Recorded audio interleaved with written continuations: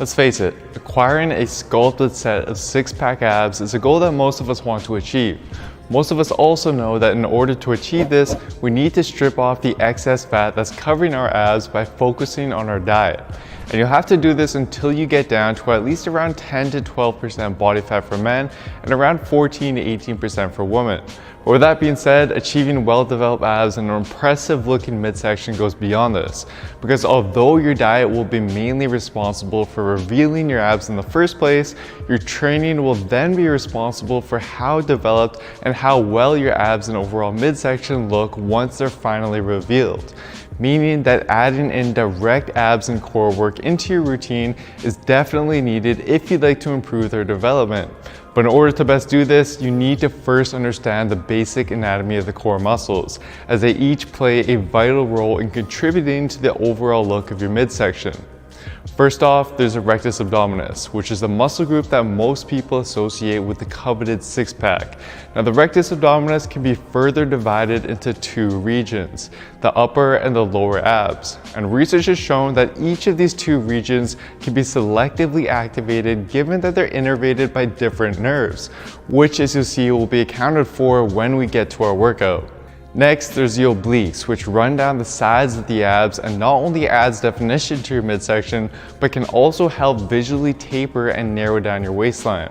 And then lastly, there's the serratus anterior situated right on top of the ribs, which again adds more definition to your midsection, as well as plays a vital role in your shoulder health and injury prevention. So as you can see, each of these muscles play a significant role in sculpting out an impressive midsection, meaning that your abs routine needs to be designed in a way that hits each of these various muscles. But this is something that most people fail to do with their ab workouts simply because of the overwhelming number of core exercises out there, which makes it difficult to pinpoint exactly which ones you should be focusing your time and effort on and which ones will speed up your core development most effectively. In this video though, that's exactly what I'll show you how to do by crafting the optimal abs workout for you based on both scientific research and our anatomical understanding of the core muscles. So the first exercise we're going to perform is a reverse crunch, which is something categorized as a bottoms up abs exercise, since the hips are brought up towards your shoulders, and as a result effectively favors the lower abs over the upper abs in terms of activation. Now, the reason for starting out with this movement first in the workout is simply because bottom-up abs exercises are typically the most taxing to perform when compared to other abs exercises. And given that the lower abs are the region of the abdominals that most people struggle with, not only losing fat from, but also with developing, we'll want to prioritize them by working them first in the workout when they're fresh. However, as I've stated in the past, the key to this exercise's effectiveness completely depends on how you perform it. Illustrating this is an EMG analysis that found that subjects who performed the reverse crunch with the commonly done incorrect form where the legs were simply swung up and down were unable to elicit much lower abs activation, whereas subjects who performed the reverse crunch with the correct form that I'm about to show you were now able to elicit significantly greater lower abs activation. So instead of doing this, what you want to do is, before you even start, initiate something called posterior pelvic tilt by squeezing your glutes and contracting your abs so that your pelvis tilts upwards and your back flattens onto the bench. This is going to pre-activate your lower abs and will help keep them activated during each rep. Then, when you perform a rep, all I want you to think about is curling your pelvis up towards your belly button and think about contracting your lower abs. And you should feel a very strong contraction in the lower abs as a result of this.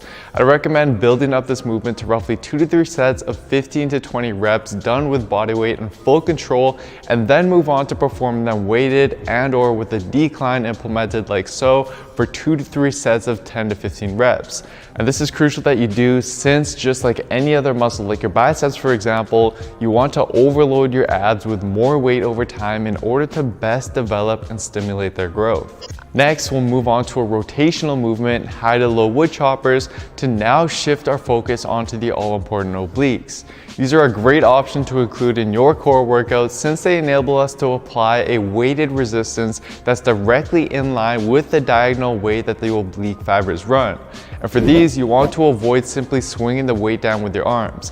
Instead, keep your arms extended and elbows locked, and then use the one side of your obliques to rotate your torso down and across your body towards the opposite knee. I'd recommend a set and rep range of roughly 2 to 3 sets of 10 to 15 reps, and then adding more weight as this becomes easier. However, if you find difficulty with this movement, then a viable alternative are bicycle crunches, which have been shown by the American Council of Exercise to elicit quite high activation of the obliques when compared to other common obliques exercises. For these though, you want to implement a higher rep range of roughly 20 to 30 reps or simply perform them to failure, since you'll be working just with your body weight here. Next, it's time to move on to weighted crunches, which are a top-down abs movement that we know will now enable us to selectively emphasize the upper abs over the lower abs, which were already worked earlier. Now, there are a variety of weighted crunches that you can do here, such as the stability ball crunch or weighted cable crunch, which are both effective at targeting the upper abs, but the key is that you're emphasizing the top-down aspect of these movements by focusing on simply bringing the rib cage down and forward towards your pelvis. Your hips should simply remain stationary as you perform each rep, which will just enable your abs to be taken through their full range of motion. And for these, you want to use a moderate rep range of 2 to 3 sets of 10 to 15 reps, and again, gradually overload these with more weight as your abs develop and strengthen over time. The last exercise of this abs workout will be something called serratus jabs, which we know based on EMG analyses elicits very high activity of the serratus anterior since it effectively applies both of its main movement functions, protraction and upward rotation of the scapula. You can use a band or cable and set it up such that your arm travels upwards during the jab. Then you simply want to perform an upward punching motion and reach as far as you can at the end position in order to fully protract that scapula and activate the serratus anterior to the greatest degree. And we'll again use a rep range of 10 to 15 reps per set for these and overload it over time by increasing the resistance. So to wrap this workout out for you, here's how you'd want to construct it. I'd recommend performing this workout 1 to 3 times per week, which can either quickly be done after your main workouts or on your rest days. And just for your convenience, I've compiled all of this information into an easy to use, completely free, mobile friendly PDF for you to download and use for reference while you're at the gym performing this abs workout. It's going to show you the full workout, the rest times, step-by-step tutorials for each exercise and more. And to get a copy of it, just simply head on over to builtwithscience.com/abs workout PDF and I'll send it right over to you. And I'll leave a link to that in the description box down below as well. Now keep in mind though guys that this abs workout is just one piece of the puzzle. If you truly want to attain a shredded, well-defined set of six-pack abs, then you need to pair your workouts with a nutrition plan that helps you both shred off fat effortlessly while providing your muscles with the fuel that they need to recover and grow to the best of their ability after each workout. And for a step-by-step program that takes care of all the guesswork for you and shows you exactly how to train and what to eat week after week in order to lean down most effectively with science, just like several other members have been able to do with their Built With Science programs, then simply head on over to builtwithscience.com to take the analysis quiz to discover which science-based program will be best for you and where your body is currently at. Anyways guys, that's it for today. I hope you enjoyed this one. Please don't forget to show your support by giving the video a like, leaving a comment down below as to what you'd like to see me cover next, subscribing to the channel, and turning on notifications for the channel as well, as this all really does help me out.